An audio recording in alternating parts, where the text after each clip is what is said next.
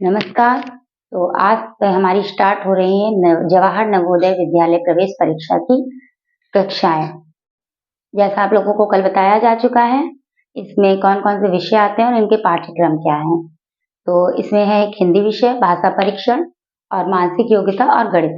क्योंकि गणित का पाठ्यक्रम सर्वाधिक है, इसलिए सबसे पहले हम गणित को लेकर चलेंगे। गणित में हमारा पहला चैप्टर है संख्या एवं संख्या पद्धति। संख्या एवं संख्या पद्धति, संख्या क्या है और इनको पढ़ने की पद्धतियां क्या है। तो अगर किसी भी चीज की गणना की करनी हो, गिनती करनी हो, उसके लिए जो गणितीय चिन्ह निर्धारित किए जाते हैं उसे हम कहते हैं संख्या। और इन संख्याओं को हम तीन प्रणालियों में अध्ययन करते हैं। पहली जो प्रणाली है जो हमारे यहाँ अपनाई जाती है वो है भारतीय भारतीय प्रणाली, या इसे दार्शनिक प्रणाली भी कहते हैं। इसे दार्शनिक प्रणाली भी कहते हैं। दूसरी प्रणाली है अंतरराष्ट्रीय प्रणाली। अंतरराष्ट्रीय प्रणाली, इसे ब्रिटिश प्रणाली भी कहते हैं, या इसे क्या कहते हैं, ब्रिटिश प्रणाली। ब्रिटिश प्रणाली। और तीसरी प्रणाली है रोमन प्रणाली।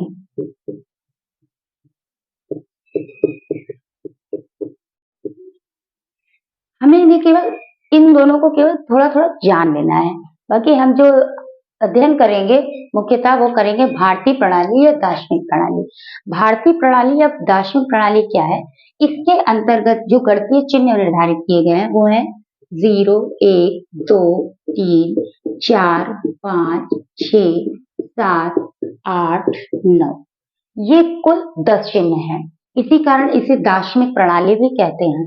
इन 10 चिन्हों से हम छोटी से छोटी या बड़ी से बड़ी संख्या बना सकते हैं, लेकिन इस संख्या को बनाने के लिए कुछ स्थान, उनके स्थान किस स्थान पर रखें इसके लिए भी कुछ स्थानीय संकेत उनके बनाए गए हैं। जैसे इकाई, दहाई,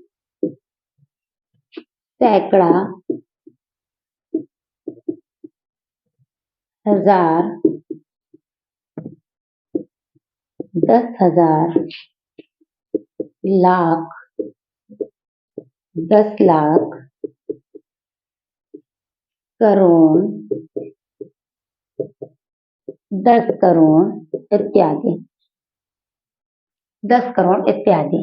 अब अगर इन्हीं संख्याओं को हम इन स्थानों पर रख करके इन जो संकेत हमारे निर्धारित हैं इन पर रखेंगे तो हम इसी से बड़ी या छोटी से छोटी संख्या बना सकते हैं। एक संख्या हम देख लेते हैं, जैसे हमने यहाँ पर रख दिया 4, 3, 5, 8, 7, 4, 3, 2, 1, यहाँ पर 0 लिख देते हैं।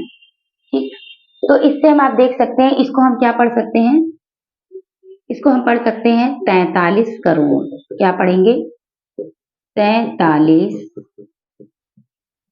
करोड़। इसे हम क्या पढ़ेंगे, 58 लाख। इसे हम क्या पढ़ेंगे, 70,000। इसे हम पढ़ेंगे 300, और इसे पढ़ेंगे 21। तो इन गणितीय चिन्हों को, इनके जो संकेत स्थान के दिए गए हैं, इन पर रखने से हमें क्या संख्या प्राप्त हो सकती है, 43,58,70,321। अब इन स्थानों पर रखेंगे किस तरह से, किस संख्या का क्या मान होगा, इसके लिए हमको पढ़ना पड़ेगा, थोड़ा सा इसको समझना पड़ेगा कि इन स्थानों का मान क्या होता है। इसके लिए हम लोग संख्या बनाने के लिए बड़ी से बड़ी संख्या कैसे बनाए, छोटी से छोटी संख्या कैसे बनाए, किस तरह से किस अंक को पढ़ा जाए, उसके लिए हम जो पढ़ते हैं उसके लिए हम दो चीजों को हमें पढ़ना पड़ता है। एक है स्थानीय मान और दूसरा होता है जातीय मान। जातीय मान। स्थानीय मान क्या होता है, मुख्यतः हमें यही देखना है। जातीय मान भी देखेंगे, लेकिन जो हमें समझना, जिसके आधार पर संख्याएं बनाई जाती हैं, उसके लिए हमको स्थानीय मान समझना पड़ेगा। इस हर स्थान का अपना एक मान होता है। जैसे स्थान हमने बताए थे आपको, इकाई, दहाई, सैकड़ा, हजार, 10,000, इसी तरह से होता है लाख। तो इकाई का मान कितना होगा, 1 होता है। दहाई का मान कितना होता है, 10। सैकड़ी का मान कितना होता है, 100। और हजार का मान होता है 1000। 10,000 का होता है 10,000।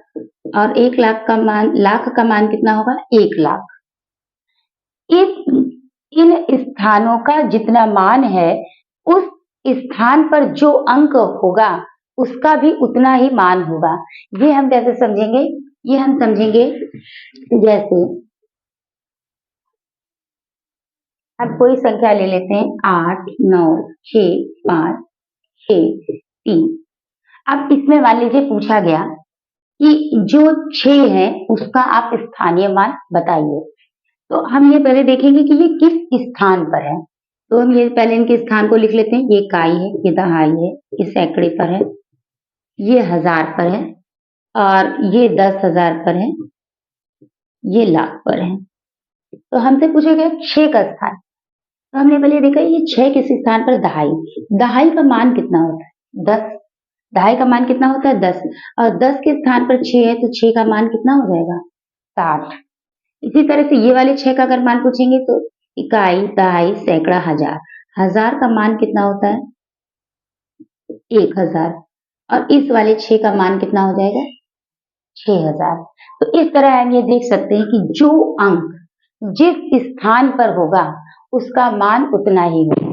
इसी को हम कहेंगे स्थानीय मान।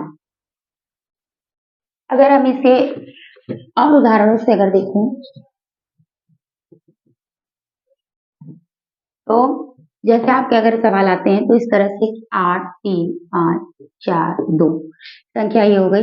एक हो गई 3, 5, 1, और एक संख्या हो गई 9, 8, 7, 6, 5, 4, 2। ठीक। अब इसमें आपको जो सवाल मिलता है वो इस प्रकार से, जैसे आपको ये संख्याएं दे दी गई, इसमें आपको यहाँ पर अंडरलाइन है, यहाँ पर अंडरलाइन है, यहाँ पर अंडरलाइन है।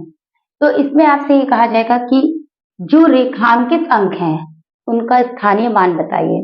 तो आपको क्या है, आपको ये पता होना चाहिए कि ये किस स्थान पर है। हमने देखा ये दहाई के स्थान पर है। दहाई का मान कितना होता है, 10।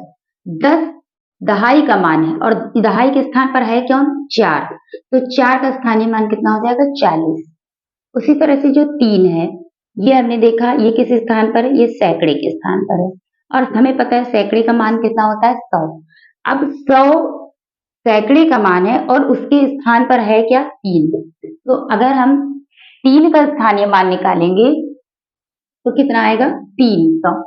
3 का स्थानीय मान कितना हो जाएगा, 300। अब इसमें अगर हमें 9 का स्थानीय मान बताना है तो 9 का स्थानीय मान बताना है तो 9 जो है हम देखेंगे पहले किस स्थान पर, इकाई, दहाई, सैकड़ा, हजार, 10,000, लाख। किस स्थान पर है, लाख के स्थान पर है। किस स्थान पर है, लाख के स्थान पर है। और लाख का मान कितना होता है, 1 लाख। 1 लाख में अगर हम 9 का स्थानीय मान देखेंगे क्या है कि लाख के स्थान पर तो आएगा हमारा 9 लाख।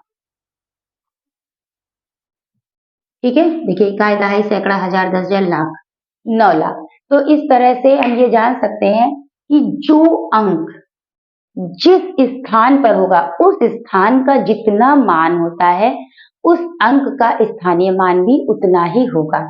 अब अगर हम बात करते हैं जातीय मान की, तो जातीय मान कुछ नहीं होता है, जातीय मान में हर अंक का अपना मान होता है। हर अंक का अपना मान होता है। जैसे अगर हमने कोई संख्या ली 8, 6, 5, 3, 2, अब इसमें अगर हम पूछे कि 2 का जातीय मान तो 2 ही होगा, 3 का जातीय मान 3 ही होगा, 5 का जातीय मान 5 ही होगा, 6 का जातीय मान 6 ही होगा, 8 का जातीय मान 8 ही होगा। ठीक है, तो हम ये देख सकते हैं कि जातीय मान में क्या है, अंक का जो अपना मान है वही मान रहता है। और स्थानीय मान में क्या था कि जो अंक जिस स्थान पर होता है और उस स्थान का जितना मान निर्धारित है उस अंक का भी उतना ही मान हो जाएगा और यही अंक का स्थानीय मान कहलाता है। तो हमने आज इसी तरह से देखा कि संख्या एवं संख्या पद्धति, एक बार हम फिर से आपको इसका रिवीजन कर देते हैं कि हमने क्या पढ़ा, संख्या और संख्या पद्धति। इसमें हमने देखा कि संख्या क्या है, किसी भी चीज को गणना करना, गिनती करना, उसके लिए जो चिन्ह निर्धारित कर दिए गए हैं वही संख्याएं हैं। इसमें हम लोग 3 प्रणालियों का अध्ययन करते हैं, एक है भारतीय एवं भारतीय या दार्शनिक गणना प्रणाली, दूसरी है अंतरराष्ट्रीय गणना प्रणाली और तीसरी है रोमन गणना प्रणाली। आपको मुख्यतः जो देखना है भारतीय दार्शनिक गणना प्रणाली देखना है। भारतीय दार्शनिक गणना प्रणाली में चूंकि 10 अंक निर्धारित है, 0 से लेकर के 9 तक, और इन 10 अंकों को के कारण ही इसको दार्शनिक प्रणाली कहा जाता है।